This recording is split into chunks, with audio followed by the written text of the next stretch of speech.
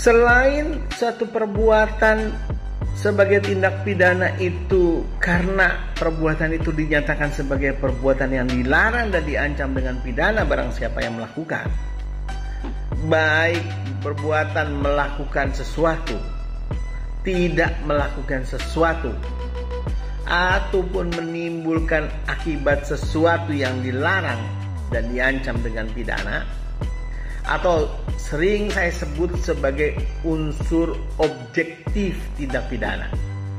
Tetapi masih ada lagi yang disebut dengan unsur subjektif tindak pidana, yaitu perbuatan itu haruslah bersifat melawan hukum.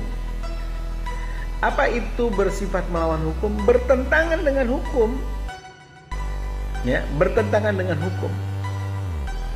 Tapi di dalam sistem kita ingat bahwa hukum tidak identik dengan undang-undang. Ya, hukum tidak identik dengan undang-undang. Makanya menentukan satu perbuatan melawan hukum tidak hanya sekedar perbuatan itu sebagai perbuatan yang bertentangan dengan undang-undang. Ya, sampai sekarang kita masih mengacu bahwa satu perbuatan selain bertentangan dengan undang-undang untuk bisa dikatakan melawan hukum juga harus dipandang sebagai perbuatan yang tidak patut oleh masyarakat. Ada kesadaran hukum rakyat menjadi batu uji, menjadi parameter dari apakah satu perbuatan melawan hukum atau tidak.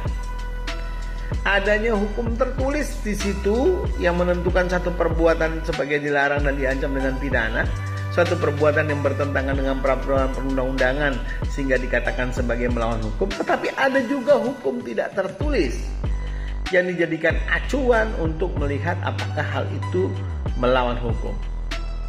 Tetapi sekali lagi, kesadaran hukum masyarakat, ya, nilai kepatutan di dalam masyarakat, hukum tidak tertulis itu hanya berfungsi mengecualikan dari sifat melawan hukum formil, yaitu sifat melawan hukum berupa perbuatan yang bertentangan dengan undang-undang.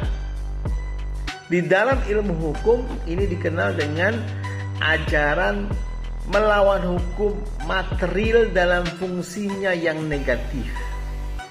Artinya, kesadaran hukum rakyat, kepatutan di dalam masyarakat, hukum tidak tertulis itu menjadi batu saringan, menjadi saringan dari bekerjanya undang-undang. Satu perbuatan boleh saja dikatakan oleh undang-undang bertentangan, tetapi kalau dinyatakan sebaliknya oleh hukum tidak tertulis maka tidak melawan hukum. Tidak melawan hukum. Saya ambil contoh, sudah berkali-kali saya beri contoh.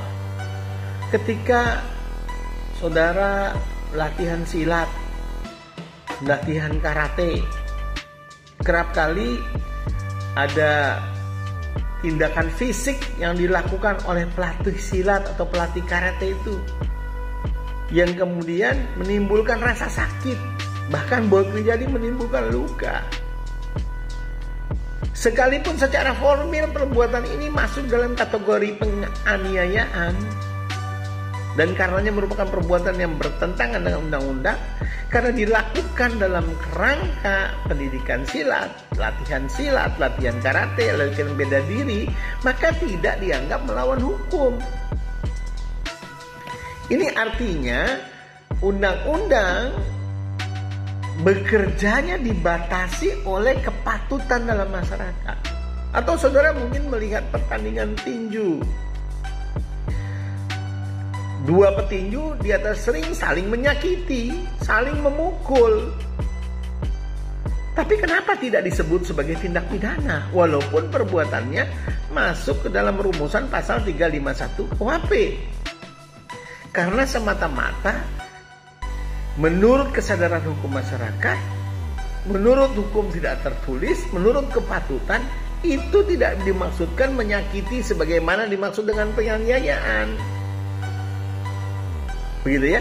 Jadi sekali lagi perlu dipahami bahwa tidak serta-merta ketika suatu perbuatan bertentangan dengan undang-undang, maka dengan itu maka perbuatan itu menjadi melawan hukum. Tidak.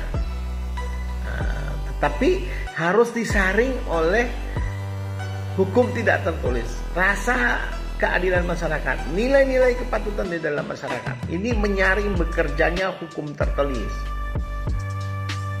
Saudara, perlu juga diingat bahwa melawan hukum, sifat melawan hukum juga bisa hapus, bisa hilang karena ada alasan pembenaran.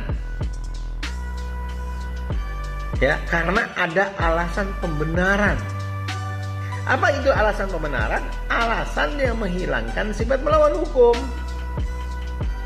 Ya, baik yang ditentukan dalam undang-undang seperti menjalankan ketentuan undang-undang di pasal 50 KUHP, melaksanakan perintah jabatan di pasal 51 KUHP, membela diri di pasal 49 ayat 1 KUHP misalnya.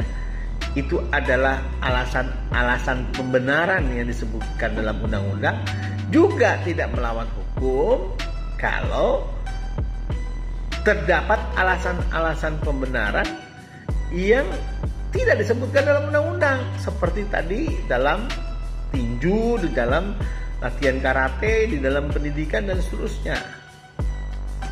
Ya, jadi sekali lagi bahwa alasan penghapus pidana dalam bentuk alasan pembenaran itu sebenarnya lebih banyak yang tidak ditentukan dalam undang-undang. Ya, jadi bisa apa saja. Disinilah diperlukan ketajaman setiap orang yang menggunakan hukum pidana ini. Ya, disinilah diperlukan kebijaksanaan di dalam melihat suatu persoalan. Ya. Makanya belajar hukum pidana itu tidak sekedar belajar hal yang bersifat dengan kognitif, tidak belajar sekedar hal yang berhubungan dengan pengetahuan mana yang boleh, mana yang tak boleh, tidak itu saja. Tapi juga berhubungan dengan masalah afektif, masalah penilaian tentang satu perbuatan. Ya, penilaian tentang satu perbuatan yang tidak cukup berdasarkan pada apa yang ditulis dalam undang-undang. Dokter ya, yang dalam rangka mengobati pasiennya, memberikan terapi, misalnya menyuntik pasiennya, jelas suntikan itu menyakitkan. Banyak orang yang takut disuntik malah. Ya, tapi itu dilakukan dalam rangka untuk mengobati, jelas tidak melawan hukum. Jadi sekali lagi saudara-saudara, perlu dipahami bahwa selain perbuatan itu dinyatakan dilarang dan diancam dengan pidana, baik dalam bentuk melakukan atau tidak melakukan atau menimbulkan akibat yang dilarang, tetapi juga harus melekat pada tindak pidana itu adalah sifat melawan hukum. Termasuk diantaranya tidak adanya alasan pembenaran, baik alasan pembenaran yang ditentukan dalam undang-undang pasal 49 ayat 1, pasal 50 dan pasal 51 ayat 1, maupun alasan pembenaran di luar dari ditentukan dalam undang-undang. Yang ukurannya sudah pernah saya kemukakan. Apabila ada dua kepentingan hukum yang saling bertentangan, salah satunya sudah dipenuhi, maka tidak melawan hukum. Apabila ada sebuah kewajiban hukum tidak bisa dipenuhi karena terpaksa oleh keadaan, tidak melawan hukum. Apabila dilanggarnya hukum pidana untuk memenuhi kewajiban norma yang lebih tinggi, juga tidak melawan hukum. Itu ukuran. Nah, kalau saudara sudah menguasai itu semua mengenai pengertian tindak pidana, pengertian perbuatan di dalam kata istilah tindak pidana itu sendiri, ya, asas legalitas, ya, sifat melawan hukum, alasan pembenaran, ya, maka pada dasarnya saudara telah memahami satu masalah mendasar dalam hukum pidana, ya, yaitu masalah tindak pidana.